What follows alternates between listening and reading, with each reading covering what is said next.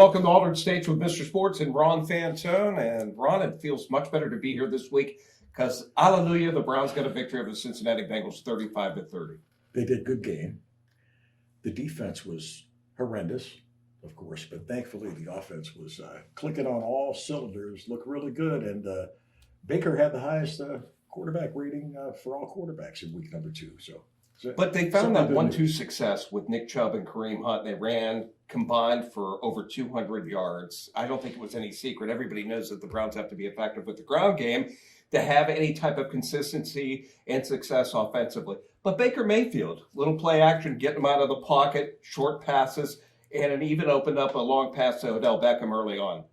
Well, it has to come open on that offense when you have running backs like that. I mean, what a great 1-2 combination in Nick Chubb and Kareem Hunt. I mean, my goodness. And Nick Chubb is absolutely incredible. And I was telling you something, a statement. Some people might view this as an outlandish statement, but go ahead, repeat it. He's the closest thing, staying healthy, just the way he runs and the way he breaks tackles and the way he looks. For a Cleveland Browns running back since Jimmy Brown. I'm being very serious. He has that kind of potential. So hopefully he stays healthy. And what a horrendous weekend, however, not to totally change the subject, but what a horrendous weekend for injuries, in particular the San Francisco 49ers. I mean, amazing. Nick Bosa. Yeah, and Mostert goes down with an injury. Saquon Barkley's lost for the Giants, and just so many injuries across the NFL, and we're just into the second week. And that's why I'm not a big fan of extending this to 17-game season. I think it's nuts. I mean, you're lucky if you could field your entire team for at least a good portion of the season. I do. With everything that we've seen, Mr. Sports, I think preseason there has to be at least, maybe make a compromise. There has to be a couple of preseason games. Don't you agree? Maybe one home and one away instead of the 4 games. And I think in reality, that's what they're going to do. They're going to come to maybe a 2-game preseason before the regular season. And then down the road, I agree with you, down the road, you could talk about maybe a 17-game schedule. But that's coming. I mean, obviously, it's on the way. And how about Tyrod Taylor? Story comes out today, LA Chargers quarterback, used to quarterback for the Browns, that he was getting a rib cortisone injection and a doctor accidentally punctured his lung. Unbelievable. He actually had heart palpitations. His heart was in arrhythmia a few times. It was a dangerous situation. Yes, I'm glad he's okay. Really. And as we're recording this, Gale Sayers, the Chicago Bears great, good old number 40, the Kansas Comet, passes away at age 77. Ronnie, he was only healthy and on the field for about 5 seasons, and they were all productive. He was all Pro Bowl material every single year. He had agility, he had elusiveness, he had blinding speed. He was a consummate professional, shy guy, great teammate, and he made it to the Pro Football Hall of Fame as the youngest member ever at age 34 in 1977, and he only played about 5 years in the NFL. And he left an impression. I always said that Gale Sayers was the most exciting, whether you thought he was the greatest running back, he was the most exciting running back I ever saw in my life. I mean, the cuts he made, from sideline to sideline, and just ran like a bull. Gale Sayers, yeah, and a good guy too, and the basis for the great movie Brian's Song. Brian's Song. Never have I watched a movie from 1971 with Con and Billy D. Williams and not shed a tear. It's just unbelievable. And in today's times too, division and racism, it's a stark reminder, as I say, of how beautiful a relationship could be between people of any skin color. They were just a couple of guys. There's one race, Mr. Sports. It's the human race, and that should be what it's all about. Unfortunately, it's not. And when I think about the great running backs of all time, you mentioned Jimmy Brown, a little young, but I've seen a lot of film on him. He was great, retired probably before he was done. O.J. Simpson, one of the best running backs I ever saw in my life. Earl Campbell, Walter Payton, Dickerson, but Sayers, and the only person I can compare it to where I saw glimpses of greatness for only a short period of time and then cut short by injury would be Bo Jackson. Sayers and Bo Jackson were just type of players that made you go, oh my, these guys are going to do something exciting on the very next play. Take over a game.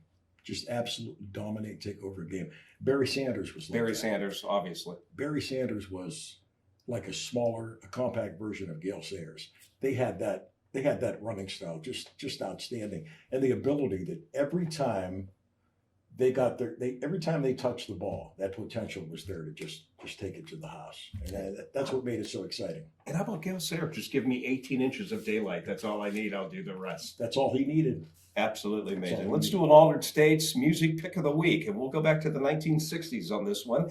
To be specific, 1966. It was on Capitol Records. Some garage rock here, led by Cleveland's own Sonny Geraci. Hit number 5 on Billboard, produced by Tom King. They had a handful of 1960s classics to the There it is. outsiders, like There it Girl is, and Bob. Love, Respectable, and Help Me Girl, all top 40 efforts. Here's the title track of the LP from 1966, horns and strings included. Sonny Geraci, by the way, hit it big 6 years later with a different group called Climax and the ballad Precious and Few. Here's Time Won't Let Me, the Altered States' first musical selection. I can't wait forever to know if you'll be true. Time won't let me. Time won't let me. Time won't let me.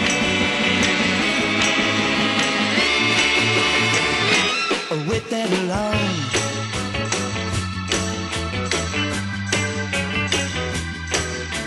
Can't he see I've waited too long to love you, to hold you in my arms? Time won't let me. Time won't let me. Time won't let me.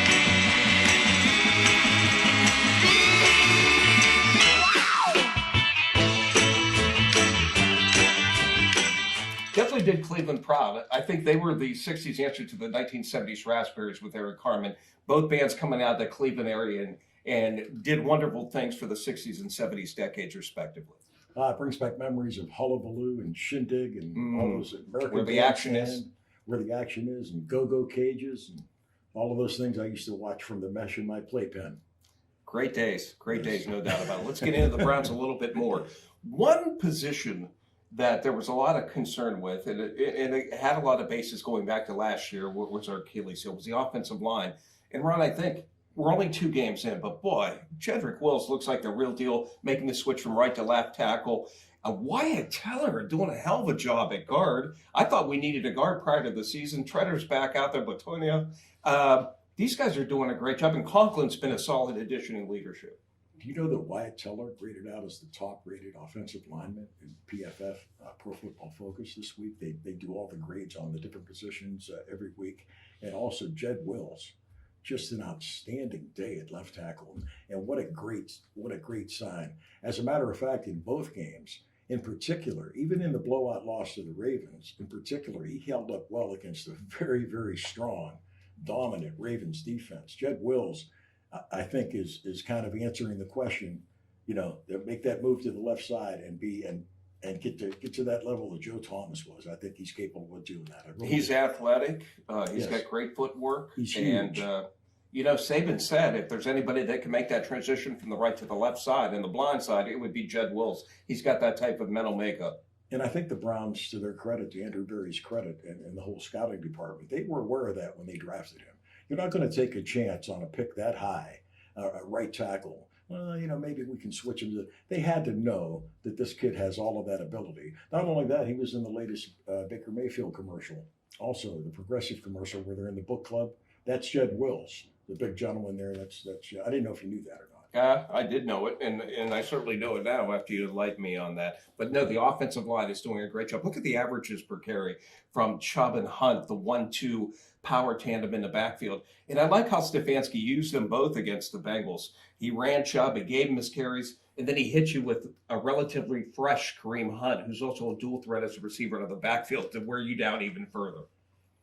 You can bring a guy in the fourth quarter with fresh legs, who's an ex-NFL rushing champion, and bring him in fresh in the fourth quarter after you had this dominant performance by Nick Chubb. You bring a guy like Kareem Hunt in, and it's lights out. They shut him down. They did what they had to do.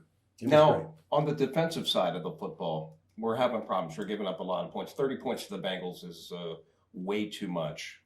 Is it the Is it the second and third defenders? Are we that weak at linebacker? The injuries killing us in the secondary. We do have Greedy Williams back, Mac Wilson coming back, Jacob Phillips is coming back, the rookie from LSU. Jordan Elliott, by the way, the rookie out of Missouri up front on the D line is doing a nice job. But we got to get that secondary and linebacking core short up. You ever notice you ask me a question, then you answer You like pretty the much whole, go and answer. I don't have a possible answer to come up with at all. I don't know what to say after that. I will say that a lot of the reason was 30 points against the Bengals. There was a couple of reasons. First up, injuries. 3 starters out. Those guys are coming back. And 3 starters out of 11, that's a pretty good chunk of your defense, okay, granted. And also, the Bengals, I believe, have found themselves their franchise quarterback. I mean, I think Joe Burrow is just outstanding. He's got that killer mentality. He really does. He's unfazed, and he's got that. I mean, he's just got it. You know, they talk about it. He's got that it factor. And he was just outstanding. He's the only reason Cincinnati was even close in that football game. 61 pass attempts, though. Amazing. 61. Going up top a lot for head coach Taylor and the Bengals. I love Troy Aikman's line when they said Joe Burrow just passed for over 300 yards, and he said, "You throw the ball 61 times, you better do something right for over 300 yards." Yeah. But a lot of the injured are getting better. Johnson's coming back. We mentioned Phillips coming back, Greedy Williams, Mac Wilson. Cleveland's starting to get healthy here. And I think that's going to bode well as we get ready for the Washington football team. Dear God, you try to say the word Redskins. They're always going to be the Redskins to be, though.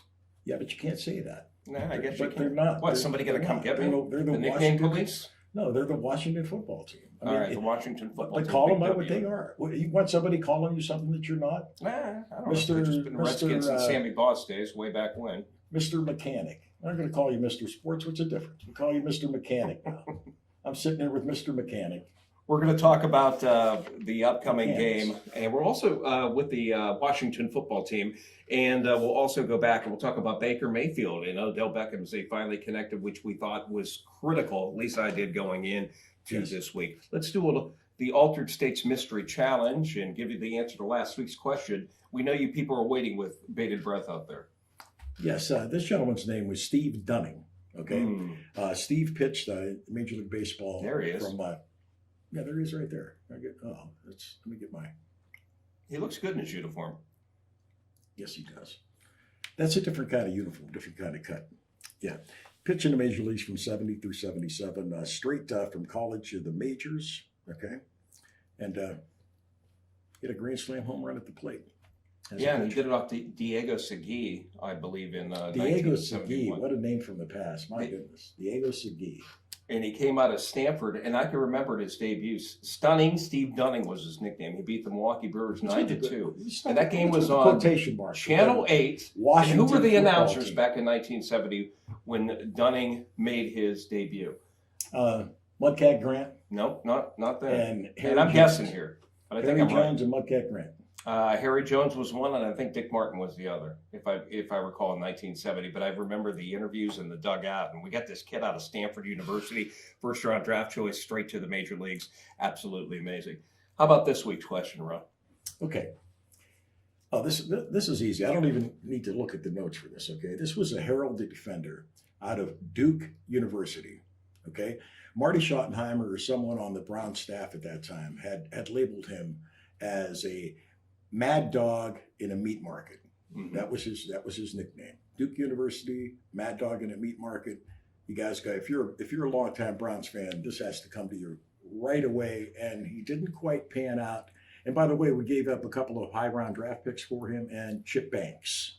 Ooh, painful. Awesome. There he is, making a tackle in college, There he is. and he was labeled a can't miss Never prospect. made. Well, there's no pictures of him making a tackle in the pros because he never made a tackle when he was with the Browns. But yeah, Mike Junkin. We talked about last week the critical time had come where Beckham and Mayfield got to get on the same page. And they finally do. And it happens in the second quarter, long touchdown pass. And I was glad to see it. Do you think we could finally quiet down all this Odell's not happy stuff? Or do you think this is just a one-game impasse and we're going to see it again rear its ugly head? I think That was a showcase for Odell. Okay, I think he can still be traded. It did look a lot better, and hopefully it stays that way, because what an asset he could possibly be without the distractions. There's no doubt the talent is there. I just always question if it was worth it, John. You know, everything else that was going on, if it was ever worth it. And I still think he could be traded, but yeah, it was a lot more positive on Thursday night. And Baker, and you know what's funny? The Browns still don't garner respect. The talk I'm hearing out there, and yes, a lot of it comes from you wonderful Steelers fans, but, well, he beat the Bengals. Big deal. He beat Cincinnati. He should beat Cincinnati. Big deal was the Bengals. Stephen A. Smith, very critical, saying, I'm not impressed with Baker Mayfield and the Browns. He threw that late interception. They beat the Bengals. They should have beat the Bengals in a rookie quarterback. I think Cincinnati, you know, they played well. They could have won their opener against the LA Chargers. What was he supposed to do? If he had gone the other way and gone out there and played horribly against the Bengals, I mean, he went out and did what he was supposed to do. You don't pick the opponents, and that's really nitpicking too, because NFL teams are NFL teams, and if you have a good game and you're throwing the ball, regardless of look at the way he was throwing the ball, okay, and how he was laying it on his targets. That's what I go by, and the way he was reading the defense and things like that. Don't listen to that stuff. Stephen A. Smith, please stop. Will you please? Very critical. Cleveland never seems to be impressed. But I think, again, if you go with the Chubb and the Hunt combination, you're rolling Baker out, you got a much improved offensive line. Yeah, I like our chances for the rest of the season. And if the Browns beat Washington on Sunday, I believe it's the first time in 6 years, since 2014, Cleveland will be 2-1 and have a winning record. It's amazing. And a parade. I don't know about a parade. Yeah, it'll be right around the corner, yes. Hey, let's do another. That went right by you, I think. No, I But know. Bill realizes. People make fun of us. Cleveland gets all excited, low self-esteem. I know I hear about it Let all me the say time. something. Oh, my God. I said the answer again. Did you really? I Where- wasn't paying where attention to were what you? you were saying. You never pay attention to anything I'm saying. I said the flipping answer again. Oh, did you? What's wrong with you? I don't know why I said that. And I said it right. Everything was perfect, and I just blurted it out at the end for no reason at all. There was just no reason. I don't know why. We're going to take you back for another Altered States music pick of the week. This time from the fall of 1975. Ron was 50 years old back in 1975, and he's still with us. Thank God. Rocket Records is hit number 1 on Billboard from the LP Overnight Success in the Hungry Years. Neil Sedaka was a late 50s, early 60s crooner. He had hit songs like Calendar Girl, Oh Carol, Breaking Up Is Hard to Do, Happy Birthday, Sweet 16. Then he went away. No one heard anything about Neil Sedaka. He went away. He was like a ghost of the past, washed up, has been. And remember what happened? He came back. Remember he that? Did come back. The way he came back. He runs into Elton John at a party in London in 1973, and Elton John happened to be a big fan and relaunched his career. You may also recall the other hit song that Elton was part of, Laughter in the Rain, too. EJ was a big fan. In fact, he offers backup vocals here for his buddy. Nigel Olsson from Elton's band also assists. Funky Style Sedaka. Enjoy a slice of 1975 and the tune Bad Blood. Could have been me, but it was you who went and bit off a little bit more than he could chew. You said you had it made, but you've been had. The woman no good, no how. I'm thinking maybe the blood is bad. Bad blood. The woman was born to lie. Makes promises she can't keep with the wink of an eye. Bad blood. Rather you've been deceived. It's bound to change your mind without all you believe.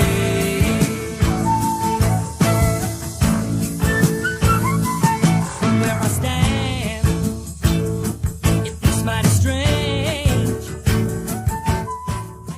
Boy, that's a blast from the past. 1975, Rocket Records, former number 1, and Elton John teaming up with Neil Sedaka to do Bad Blood. And I interviewed Neil Sedaka for 2 hours.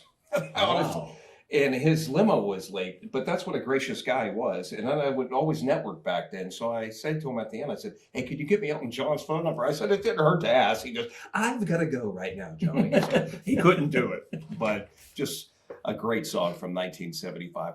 All right, the Browns, they are 1-1. They're going to take on the Washington Redskins, who are also 1-1. Washington opened their season with a 27-17 win over the Philadelphia Eagles. They sacked Carson Wentz 8 times. You got Chase Young to contend with on the defensive line there. We stop mocking me. And then last week, Kyler Murray scores 2 touchdowns and doubles up on the Washington football team, 30-15. Stop it. Go ahead. Stop the quotation marks with it. You don't have to do that. Every time you say Washington, I'm sorry to put a Football little team. emphasis on it. because it's not in quotation marks. It's Hey, the there are a lot of longtime Redskins players out there that say they will always be the Redskins You're to not, me. you're not getting my point, Mr. Sports. It's not in quotation marks because that's the actual name of the team. So That is doing the this- dumbest thing I ever heard of. Washington Maybe football so. team. Maybe you can't so. come up with a new nickname. You had all that time. I That's happen crazy. to agree. I happen to agree with that. But the bottom line is you don't put it in quotation marks because it's the real name of the team. That's unbelievable. All right, so Haskins a quarterback. He's still trying to find his way. They've got a running back, Gibson. They basically do a running back committee approach like many of the NFL teams, but nobody really stands out in their backfield. McLaren's is their top wideout, but Chase Young on the defensive line, where they got to Philadelphia 8 times in the opener, is going to be somebody that they're going to have to account for. But now we have that beef offensive line, hopefully, to contend with it. I think that the strength of the Browns defense is obviously the defensive line. And I think Myles Garrett is licking his chops for Dwayne Haskins. I really do. I think the Browns, if they stay away from mistakes this week, if they stay away from turning the ball over and crazy penalties, which I think they will, if they do that and play just the way they're capable, I think the Browns win this game going away. They should. They should. Give me a prediction on the Browns' outcome. You think they're going to be 2-1? As we mentioned, it'll be their first winning record in the course of the regular season in 6 years. What's a final prediction for you? About 21-10, I think, Browns. You know what? I've been very conservative on them. I said that they would win last week, but a closer score than you prognosticated. I'm going to call the Browns in a comfortable 28-10 victory this week to go to 2-1, and it's really going to get our spirits up. You and I always talk about the ominous thinking of Browns fans. If it could go bad, it will go bad. Do you think that's something that needs to change? Do we have to learn how to win? Do we have to learn how to become fans that believe in our team? Do we lack confidence as fans? We always talk about the football team. I don't think that's far off. I think, but first you have to win. It's something they haven't done. First you have to make the playoffs. First you have to have playoff tickets. You have to have a home playoff game. You have to be competitive year after year. And then all things the Browns haven't done for years and years and years. And yet they have this great, loyal fan base, the best in football, without a doubt, across the world, which really deserves, if any fan base deserves a winner, it's the Cleveland Browns fan base. There's no doubt about it. And it's funny, there's so many mouths to feed on offense. Hunt, Chubb, Landry, Beckham, and there's already some finger pointing. Well, we went out and signed Austin Hooper, the tight end, to this large contract. Where's he been? Come on, guys. There's always so many footballs that go around. I look for Austin Hooper, though, to be more involved in the offense in week 3. And players like Austin Hooper, too, it's situational. You're going to see Austin Hooper. Wait if the Browns are down around the goal line. You're going to see plenty of Austin Hooper in those situations. I mean, that's his forte, and that's his when you need a few tough yards over the middle. You're going to see plenty of Austin Hooper. Situation. I mean, it's 2 games. Well, Browns fans for the longest time have been okay with, we didn't have a great regular season, but at least we beat the Steelers. That was part of the battle cry last year when they won 21-7 in the Myles Garrett scar situation with Mason Rudolph. Steelers 2-0. Ben Roethlisberger coming back off surgery. He looks pretty good. And I'll say this on behalf of the Steelers offense. You got to be more comfortable as a Steelers fan knowing that you have a veteran like Roethlisberger back there. Yeah, he's the key. But much like Baltimore and Lamar Jackson, Steelers are really hurting when Roethlisberger goes down. I mean, really, really hurting. And Baltimore, I think the Ravens are done if Lamar Jackson goes down. You're not an RG3 fan? RG3's, well, it has nothing to do whether I'm an RG3 fan. You're talking, two different levels of talent, of course. But yeah, I think, see what happens. Cleveland Indians, as we record this, clinch a That's why I wore playoff. this. Right there's your shirt. We're in the Brian's playoffs. got a shirt on. Look, They he's made the playoffs last night. awfully proud. No champagne celebration. There was water splashes at home plate. J. Ram with a walk-off home run to beat the Chicago White Sox. The Indians get in, albeit on the lower tier of the Major League Baseball playoff bubble as they get ready to enter that. What do you think their chances are this shortened season? I think anytime you have short series, of course, the shortest is coming up with the White Sox. Anytime you have short series and you have great pitching, in particular your top 2 or 3 starters, you got a great shot, right? That's why the Indians, as long as you have pitching like the Indians have, they've got a shot. Boy, Ramirez has been on an absolute tear. I mean, he has actually put his name, because of his tear in recent times, of MVP consideration. I don't think he'll get it, but it's just amazing how he's tearing the cover off the baseball and has propelled this anemic offense for Cleveland. 60-game season, a short season, and he came on basically after the kind of a chunk of it, about 15, 16 games before he really started to come on. And that's what I think cost him the MVP. And Shane Bieber has been just lights out. He leads in nearly every statistical category amongst pitchers, and Cleveland continues to develop studs on the mound. And it's funny, we talked about the trade of Clevenger, which I was not a fan of. I wish we would have traded him after the season and given ourselves a bit of a chance, and a heightened chance, at least into this postseason. Then you could have peddled him off. And the problem I had with it was Plesac was the one that made the excuses for why they went out, not Clevenger. I don't know. But Plesac's a great Again, pitcher. For the 100th time, Clevenger is the one who got on the chartered plane after he was with Plesac and knows they were exposed and traveled back with guys including Carlos Carrasco, who has really a serious condition. Absolutely. And Clevenger's the one who traveled back with the team, not Plesac. Well, and then you look at Cleveland, and not only do they develop pitching, they also trade away pitching. Trevor Bauer having a great year for the Cincinnati Reds. He's always been a little bit of a head case. I remember him playing with the Drone in the 2016 World Series and a bloody finger against the Chicago Cubs. But you always knew with his plethora and his array of pitches, Trevor Bauer has so many pitches that when he's on and he's locked in his zone, he's tough, and he's providing huge dividends for the Cincinnati Reds this year. No doubt about it. Great pitcher. I was sorry to see him go too. I loved his personality because he's out there. He is out there. He really is. Whips the ball over the center field fence. You Yeah. gotta love the attitude. He is. At any rate, we'll find out what happens with the Cleveland Indians this week. And go Browns, beat Washington. Sorry, I have to do that again. You're probably jinxing them. You're probably jinxing them, Mr. Sports. And we better win, because the next game up for the Browns after this, are going on the road to Dallas to take on the Cowboys. Well, Who I gotta certainly get had to their 2-1. problem, but still, you got to go on the road have to and get you got to to play 2-1. at Dallas. It's not going to be easy. Looking forward to Dallas. Are Yeah, you? gonna be great. You excited about it? They're great. You want to take on Zeke Elliott and the Cowboys? A big shot? Yeah, You want a piece of Zeke? absolutely. Hey, listen. You're going to have to beat those teams anyway. And Zeke, I put up Nick Chubb and Jared Jones. I put up Nick Chubb and Kareem Hunt against Ezekiel any day. All right, Any day. Here we go. Come on now. Come on. Zeke's definitely in the conversation with those guys. Sorry. No doubt about it. But there was a time. Let's be when- fair. There was a time when he was it.